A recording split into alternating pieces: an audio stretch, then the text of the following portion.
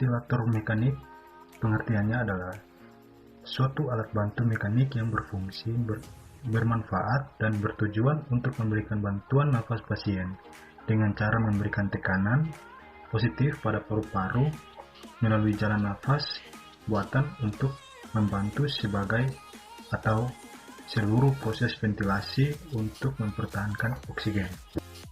Dan berikut prosedur dalam pemasangan ventilator mekanik. Yang pertama, pasien yang terpasang ETT lebih 14 hari dipertimbangkan untuk dilakukan tindakan tracheostomi. Yang kedua, pasien dengan tracheostomi yang menggunakan ventilator, perawatan pada tracheostomi dilakukan minimal tiap 8 jam. Yang ketiga, berikan bantuan ventilasi menggunakan BMV atau back valve max apabila terjadi malfungsi pada mesin ventilator. Yang keempat, bila mendengar bunyi alarm gas medik, segera lakukan penanganan sesuai prosedur. Dan yang terakhir, kompresor ventilator harus selalu dalam keadaan on atau hidup. Selanjutnya adalah setting ventilator atau pengaturan alat ventilator. Yang pertama ada fraksi oksigen atau ViO2. Konsentrasi oksigen yang diberikan oleh alat ventilator berkisar antara 21 sampai 100%. Yang kedua adalah tidal volume atau TV, yaitu volume gas yang dihantarkan oleh ventilator ke pasien dalam satu inspirasi. Kebutuhan 6 sampai 8 cc per kilogram BB ideal. Pada ARDS TV bisa 4 sampai 8 cc per kilogram berat badan ideal. Selanjutnya yang ketiga adalah respirasi rate atau RR. Jumlah nafas yang diberikan dalam 1 menit normalnya 12 sampai 24 kali per menit. Yang keempat yaitu mood volume atau MV, yaitu jumlah nafas dalam 1 menit. Rumusnya adalah MV sama dengan RR kali TV. Yang selanjutnya yang kelima ialah I berbanding E rasio. Perbandingan lama inspirasi dan ekspektasi normalnya yaitu 1:2. Yang kelima rasio. Perbandingan lama inspirasi dan ekspirasi normalnya 1:2. Yang keenam pressure limit, untuk membatasi jumlah tekanan dari ventilator. Yang ketujuh flow rate, kecepatan gas untuk menghantarkan volume yang disetting.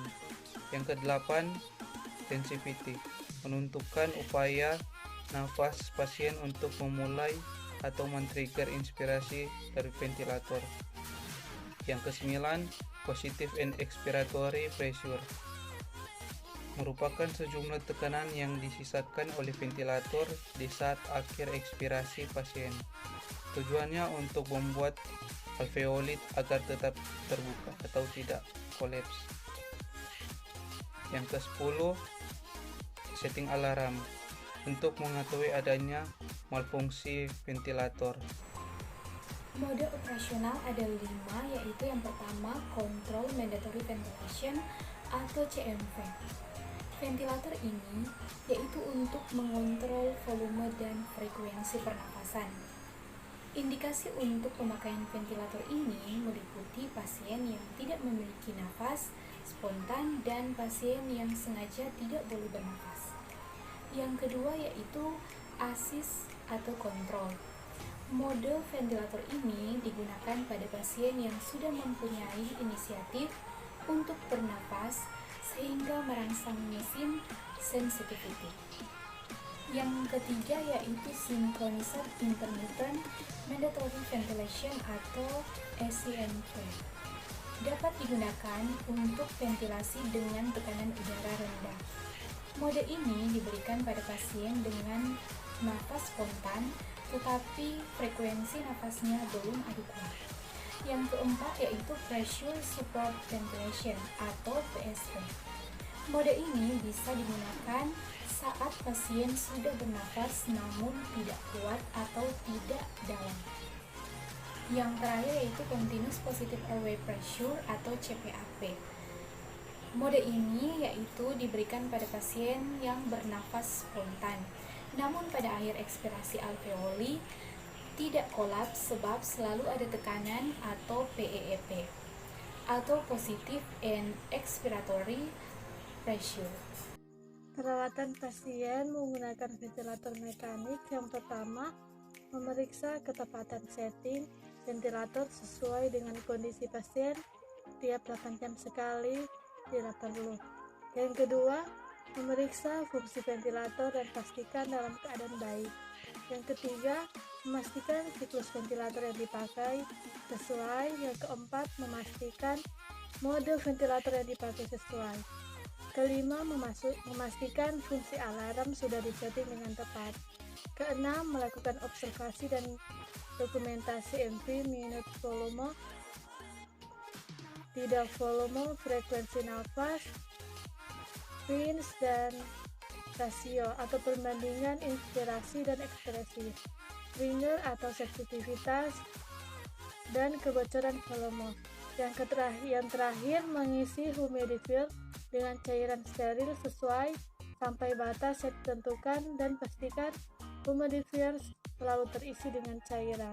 Baik, selanjutnya kita masuk ke dalam indikasi, yaitu pada gangguan ventilasi. Yang pertama, terapi disfungsi otot nafas, penyakit neuromuskular, sumbatan jalan nafas, dan gangguan jalan nafas. Pada gangguan oksigenasi itu yang pertama hipoksia refrakter, edema paru, menurunkan TIK, muskel relaksan, gagal nafas akut, dan gagal jantung. Selanjutnya efek samping. Yang pertama penurunan curah jantung, yang kedua barotrauma, terjadi tekanan dari ventilator dapat meningkatkan tekanan di jalan nafas. Alveoli mengembang terlalu besar sehingga dapat terjadi ruptur alveoli. Yang ketiga VAP. Yang keempat sekresi orofaringal yang berlebihan. Yang kelima obstruksi jalan nafas, dan yang terakhir atelektasis.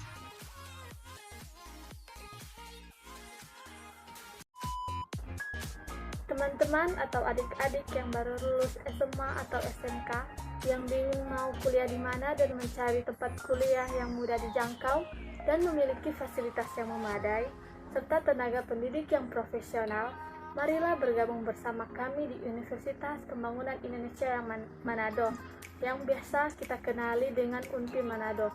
Kampus kami terletak di kawasan yang sangat strategis, dekat dengan pusat kota, dan juga kampus kami, Universitas Pembangunan Indonesia Manado, sudah terakreditasi B. Di UNPI Manado ada 6 fakultas, Fakultas Keperawatan, Fakultas Hukum, Fakultas Pertanian, Fakultas Sastra, Fakultas Ilmu Sosial dan Politik, dan Fakultas Teknik. Dan juga ada profesional. Teman-teman atau adik-adik yang masih bingung untuk kuliah di mana, mari mendaftar di kampus kami Universitas Pembangunan Indonesia Manado.